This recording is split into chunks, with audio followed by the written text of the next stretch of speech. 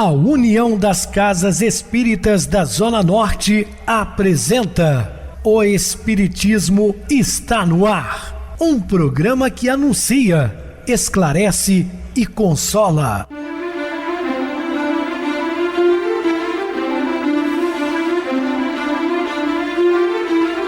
Não se turve vosso coração.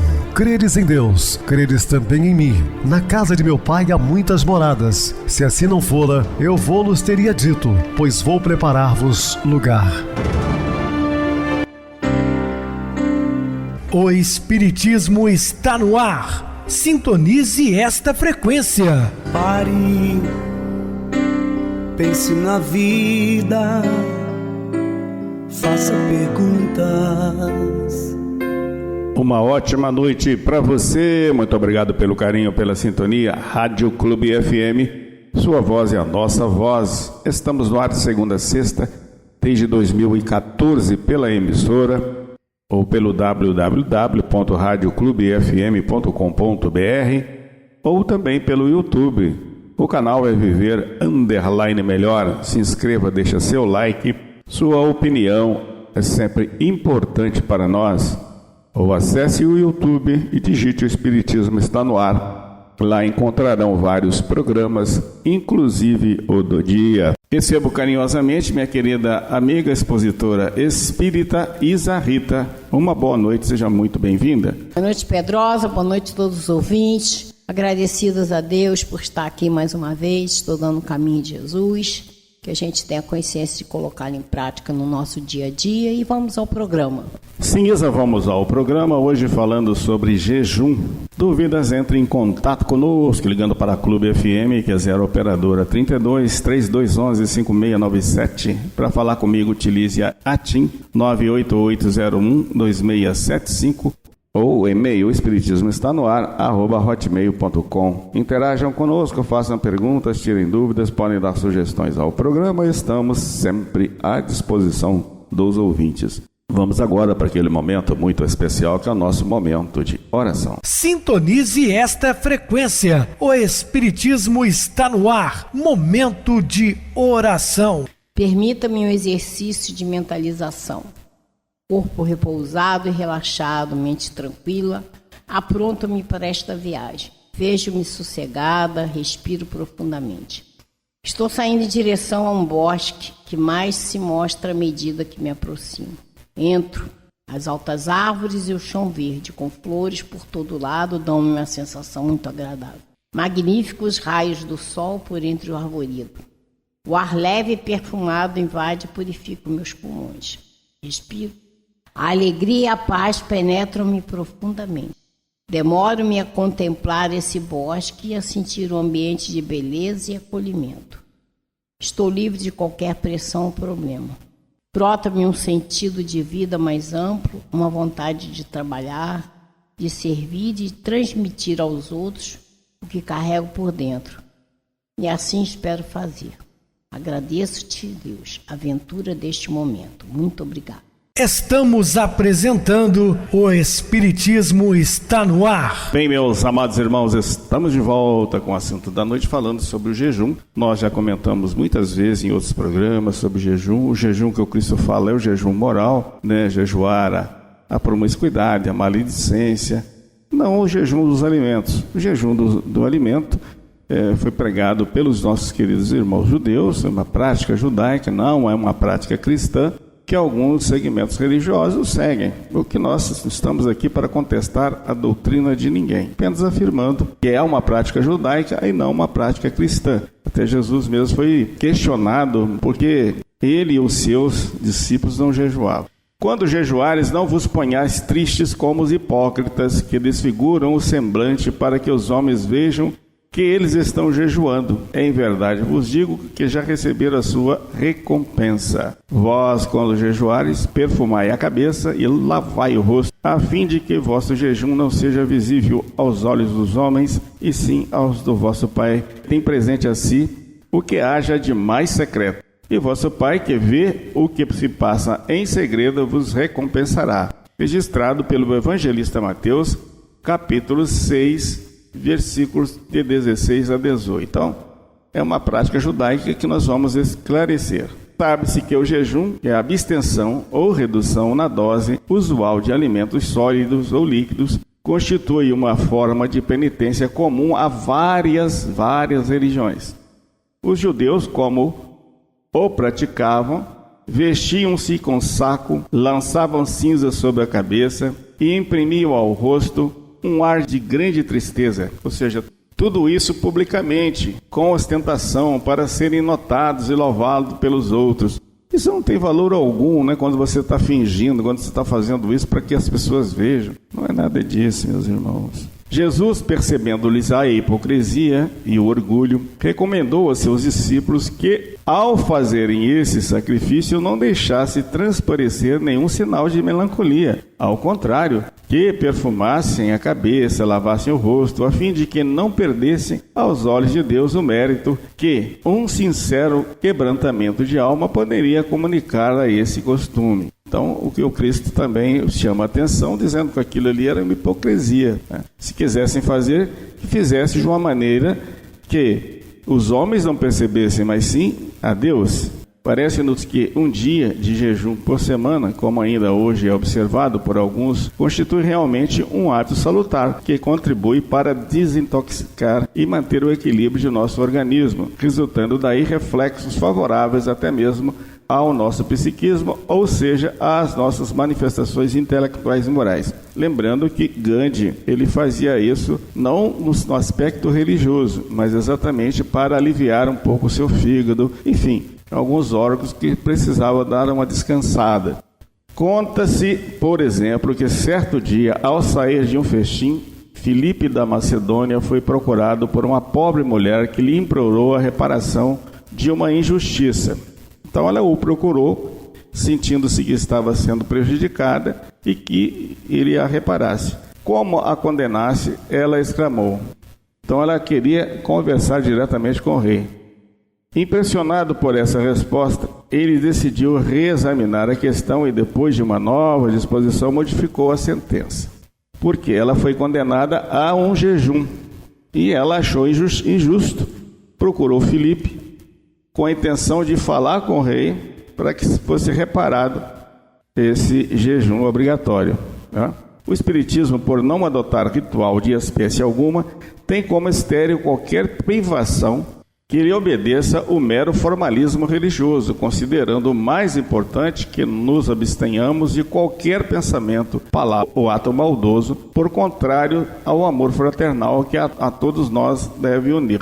Então, para a doutrina espírita, isso não faz diferença alguma. Você ficar sem comer, sem beber, olha, é questão de cada um. O importante é aquilo que eu falei, o jejum moral, né? O jejum da maledicência, das palavras que ferem.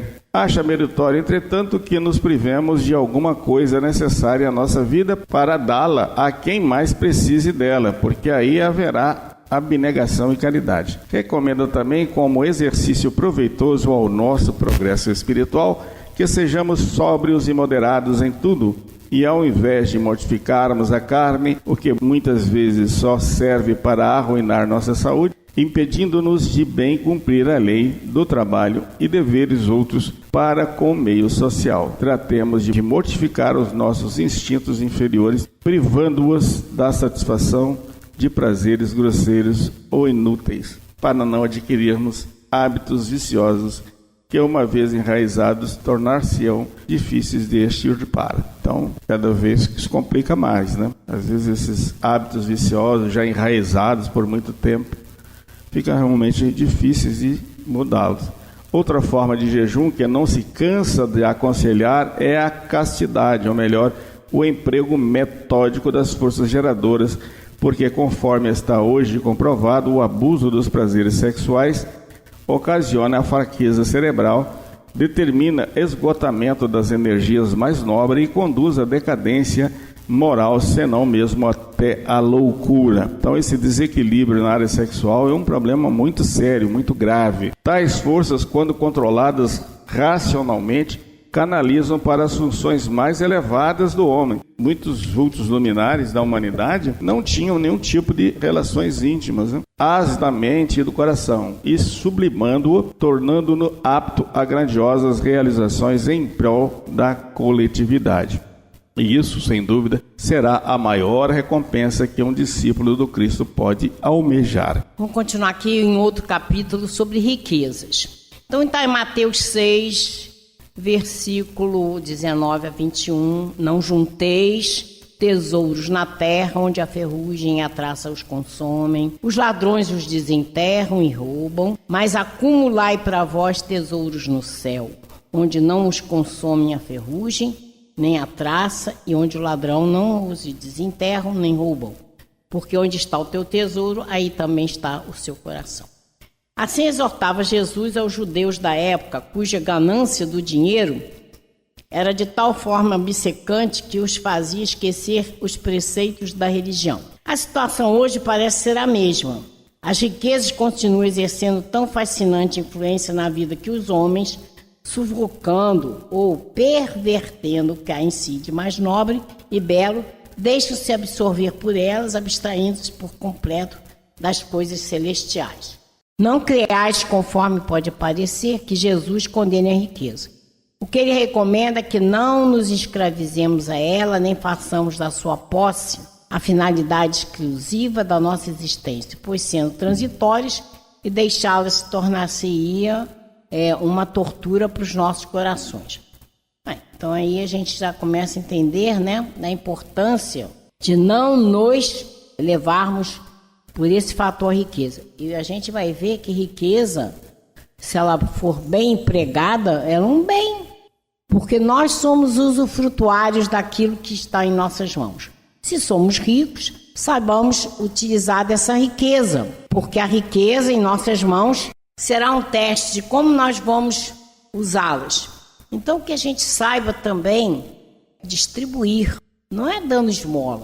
Podemos até dar esmola, mas a riqueza, ela terá muito mais proveito se nós pudermos auxiliar as pessoas dando emprego, porque aí elas vão ganhar dignamente o seu ganha-pão.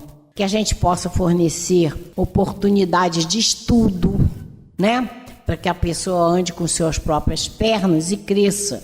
Porque nós vamos entender o seguinte: houve muito erro nessa interpretação, dos homens antigos, porque se achavam que a riqueza era uma coisa que poderia pervertê-los. Muitos deixaram a riqueza de lado, se tornaram pobres, deram de tudo, passaram a mendigar e passaram a ser um peso na sociedade. Então, na realidade, é muito diferente. Nós temos que entender qual é realmente a possibilidade que nós temos se formos ricos. Nós temos tudo na mão para poder, então, auxiliar o próximo. E esse auxílio que nós vamos dar é o que vai nos fazer entender que o que nós temos é apenas usufruto. E sabendo utilizá-lo, jamais será tirado. E a gente vê quantas fortunas aí de um dia para o outro elas deixam de existir, porque está sendo mal utilizada, está sendo utilizada com egoísmo, ou querendo juntar dinheiro. Tem gente que junta tanto dinheiro que nem se tivesse 10 encarnações, ela não ia usar aquele dinheiro todo. Mas vamos continuar. Ensinando: ajuntai para vós tesouros no céu, quis o Mestre dizer-nos que desenvolvamos as boas qualidades da alma. Que seriam o quê? A caridade, a justiça, a misericórdia, a tolerância, enfim, o amor fraterno para com todos. Pois em tal consistem as riquezas, as riquezas imperecíveis, aquelas que realmente são nossas. É o que a gente vai levar, tudo aquilo que a gente conseguir crescer espiritualmente são os nossos tesouros, é o que a gente vai levar, a nossa riqueza, porque a gente lembra que não vamos levar nada, caixão não tem gaveta, nada do que nós tivermos materialmente vai ser levado, nem o nosso corpo fica na terra, nós vamos sobreviver em espírito. Então o que realmente interessa para nós são essas riquezas imperecíveis, né? Que as traças e as ferrugem não podem corromper, nenhum incêndio ou inundação pode destruir, o ladrão algum pode arrebatar. Então a riqueza, quando utilizada de conformidade com a vontade divina, é o que eu falei, é o mais poderoso recurso para ativar a evolução e bem-estar da humanidade, pois dá serviço aos que eles precisam e contribui para o desenvolvimento da inteligência humana através das artes e das ciências. Então nós vamos ver, por exemplo, Dom Pedro II, ele tinha essa preocupação, ele tirava do seu bolso para o quê? Para vários projetos científicos, para arte, para dar estudo para várias pessoas que depois ele pagava o estudo, os jovens iam para fora, voltavam e aqueles os empregavam. Então é isso que a gente tem que entender, utilizar a riqueza para o bem-estar do próximo. Claro, nós vamos ter bem-estar nosso, né? Mas a gente não pode pensar só no nosso umbigo. A gente tem que olhar para frente, olhar para os lados e auxiliar as pessoas a poderem caminhar. Não assim, você subjugando as pessoas. Eu estou dando e aquela pessoa ficar escrava, né, de você porque você está ajudando. Não. Você tem aquele desprendimento, né, de proporcionar ao bem-estar aquelas pessoas ou através de doação, vamos dizer assim, pagando os estudos para que a pessoa desenvolva a sua inteligência ou então trazendo bons empregos, né? E aí, continuando aqui, se ela fosse repartida igualmente com todas as criaturas, Kardec diz, cada um, supondo ter com que viver sem trabalho, procuraria eximir-se dele, resultando aí o mal de todos pela paralisação do progresso, pela falta dos elementos indispensáveis à existência. Se passasse as pessoas a sobreviver somente com a doação que você dá, cadê o incentivo para trabalhar? Aquilo vem fácil. E você está ajudando que aquela pessoa não progredir, né? Então, tudo tem que ter equilíbrio. Precisamos trabalhar, sim, para sobreviver. Mas a gente tem que lembrar que o maior trabalho nosso é o crescimento espiritual. Então, quando a gente sabe utilizar esses recursos que Deus nos dá, nós vamos possibilitar o nosso crescimento espiritual e das pessoas que estão à nossa volta. Deus concede, então, a limitado número de pessoas para que elas administrem com critério e integridade, fazendo chegar aos demais o bastante para cobrir as suas necessidades. A riqueza é ainda o meio que Deus faculta aos seus detentores para que melhor aprendam a discernir o bem do mal e o pratiquem em grande escala em proveito da coletividade. Repetindo, nada de egoísmo, você tem a possibilidade então de repartir com aqueles que estão à sua volta. Sendo, entretanto, materialmente impossível que todos a usem ao mesmo tempo, cada um a possuirá por sua vez. Quem não a possui hoje, já teve ou virá a tê-la em outra encarnação. A quem a possui agora, poderá a não ter amanhã. Então a gente vê, muitas vezes a pessoa fez mau uso da riqueza, poderá pedir numa próxima reencarnação para vir pobre, para sentir o peso daquilo que ele ocasionou para outras pessoas, né? Porque não soube distribuir aquilo que tinha, repito, dando dignidade, ou emprego, ou dando estudo, né? E aí também a gente tem que pensar assim, uma coisa que eu me lembro uma vez do Divaldo falando, que uma pessoa estava passando pela aprovação da riqueza e falaram assim, deve ter sido um mal rico. Não. No caso específico, o Divaldo falou, não, a pessoa pediu para passar pelaquela prova, que era uma prova para ela poder saber se ela já saberia utilizar os conhecimentos. Não tinha nada a ver com outra reencarnação.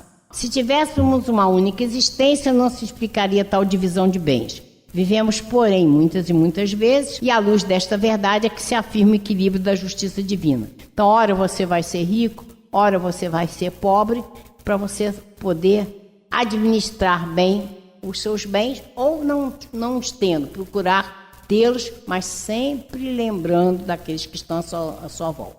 Muitos queixam-se com razões de sobejo do péssimo uso que alguns fazem da riqueza, chegando por isso a duvidar da sabedoria suprema que conduz todas as coisas. É uma prova que a pessoa está passando. E se ela não souber passar, ela vai ter que vir em outra reencarnação para se redimir daquele mau uso que ela fez, né? Então, seja pobre ou seja rico, sempre nós estamos passando por provas. E que se a gente tiver o conhecimento dos ensinamentos de Jesus, a gente consegue vivenciar esses problemas, ultrapassando-os e vencendo, né? Importa então deixá-los, pois ninguém zomba impunemente das leis de Deus. Não interessa avaliar por que a pessoa está rica ou está pobre, se usa bem, se usa... Jesus disse, não julgueis para não ser julgados. Cada um de nós vai procurar os seus motivos de crescimento espiritual, não importando como o outro vive. Ai daquele que, possuindo fortuna, não a põe em movimento, deixando assim de proporcionar trabalho ao povo. Aí já comentamos isso. Então, ai daqueles que, possuindo haveres em abundância, só cogito de aumentá-los sempre, negando-se a atender os reclamos dos que, premidos pela necessidade, imploram um pouco mais de pão. É a prova, né? Que é o indivíduo saber repartir, né? E ai daqueles que, vivendo na opulência, só cuidam das suas satisfações pessoais, sem se lembrar jamais dos que sofrem os horrores da fome, dos que sentem os rigores do frio, dos que não têm onde repousar o corpo, exausto e combalido pela enfermidade ou pela velhice.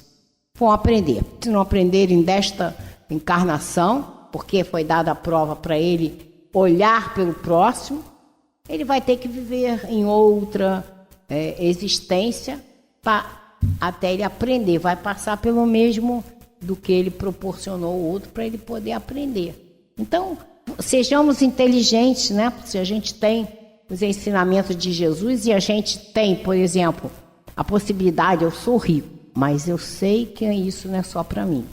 Então, o que eu vou fazer é pensar no meu próximo. Mas eu repito, dando dignidade, dando trabalho, dando condições que aquela pessoa possa estudar, você vai auxiliar dando dignidade. É claro que você não vai se eximir de determinadas pessoas que nem podem trabalhar nem estudar, mas você tem como supri-los materialmente, que você faça, né? E a eles aplica-se aquela sentença de Jesus: é preciso que haja o escândalo, e ai daqueles, porém, por causa de quem vier o escândalo.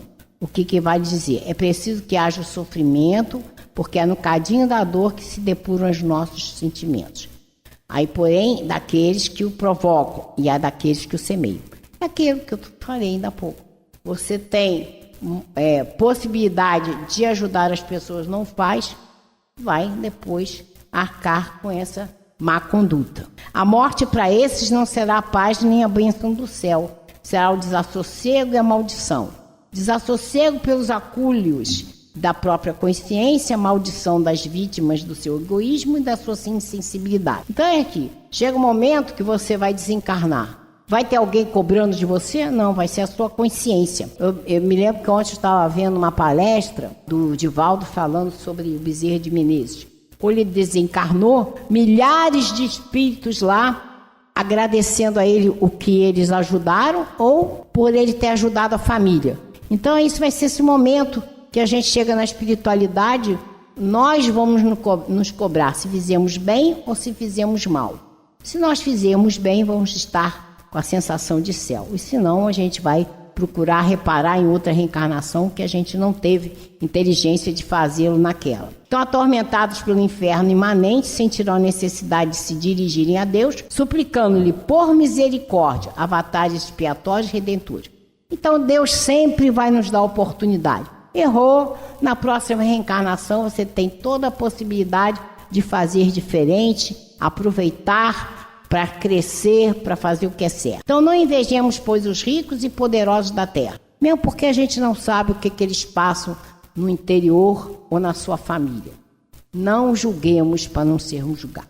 E se a pobreza é a prova da paciência e da resignação, a riqueza constitui a prova do altruísmo e da caridade. E a gente sabe que é muito mais difícil de vencer. Certamente, é uma das provas mais difíceis que o ser humano enfrenta, é exatamente a da riqueza. Meus queridos irmãos, vamos agora para o intervalo musical, a seguir a nossa oração final. De hoje em diante.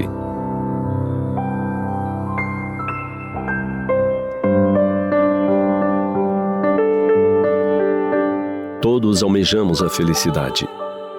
Alguns acreditamos que ela está muito distante, que talvez nunca nos alcance.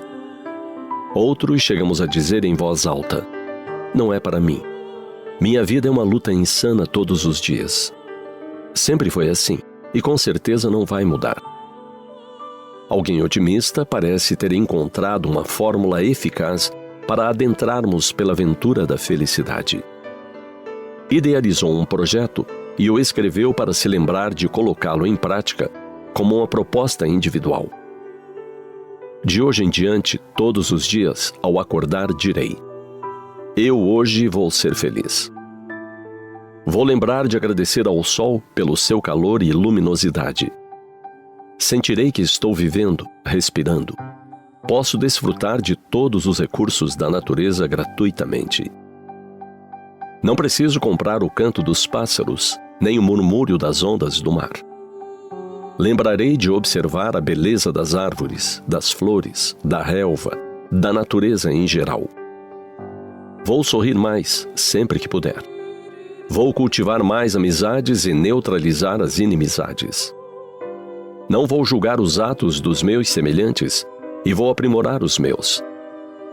Lembrarei de telefonar para alguém só para dizer que estou com saudades. Reservarei alguns minutos de silêncio para ter a oportunidade de ouvir.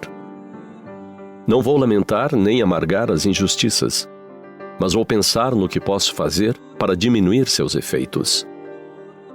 Terei sempre em mente que o tempo passado não volta mais e vou aproveitar bem todos os minutos. Não vou sofrer por antecipação, prevendo futuros incertos, nem com atraso, lembrando de coisas sobre as quais não posso fazer nada.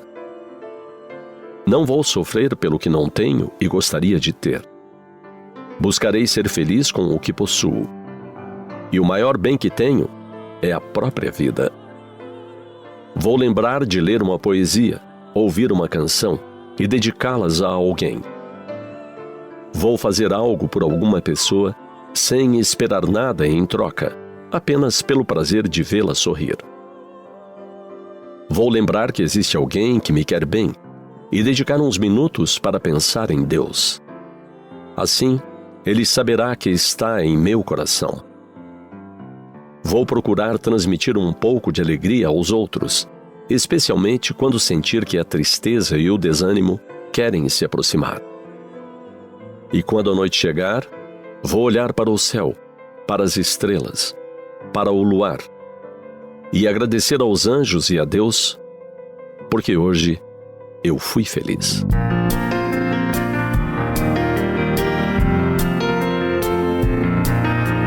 Sem dúvida, este é um roteiro traçado por alguém que deseja realmente conquistar a paz de consciência e, por consequência, a felicidade. Podemos até dizer que tudo isso é muito difícil de alcançar. No entanto, acreditemos. É bem simples. Trata-se de valorizarmos mais o que temos e pensar menos naquilo que gostaríamos de ter. Existe somente uma pessoa que é capaz de nos fazer feliz. Se a desejarmos conhecer, fiquemos em frente ao espelho, olhemo-nos bem e digamos: olá, prazer em conhecer você. Eis aí a responsável única pela nossa felicidade: nós mesmos. Lembremos que somos herdeiros de nós mesmos. Nossos pensamentos, nossa vontade, nos pertencem. Dessa forma, a nossa felicidade somente espera pela nossa decisão. Pensemos nisso.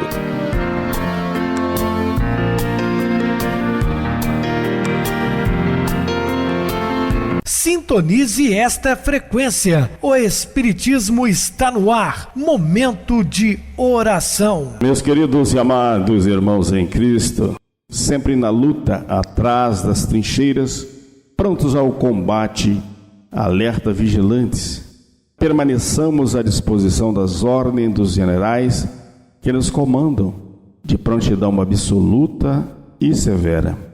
Não podemos escolher o campo de batalha, as armas, o inimigo, nem os companheiros de luta, prontos em serviço.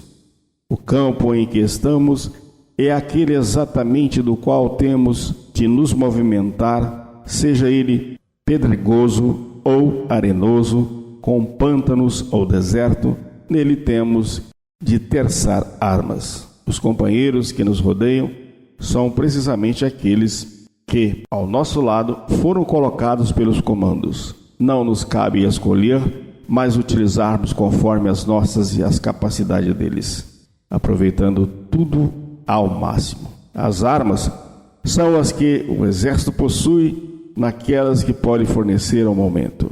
Se não tivermos um canhão, lutemos com um canivete. Essa tem de ser a nossa disposição de ânimo nos combates da nossa vida.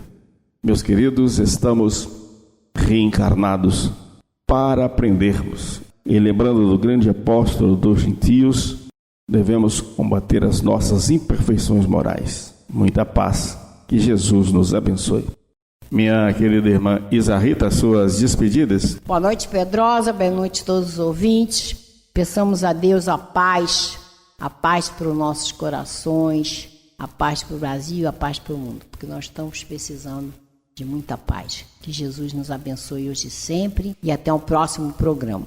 Boa noite para vocês, muito obrigado pelo apoio aqui no programa. Boa noite também a todos os amados irmãos ouvintes do YouTube, internautas do Brasil, do exterior, nossos irmãos da Zona Norte e de Juiz de Fora, que nos acompanham com a rádio local 87,9, Rádio Clube FM. Continuem ligados, ouvindo a nossa próxima atração, o programa Batidão com o DJ Tico, a seguir na voz de Ailton Moreno, Encontro Central. Boa noite a todos e até amanhã, se Deus quiser.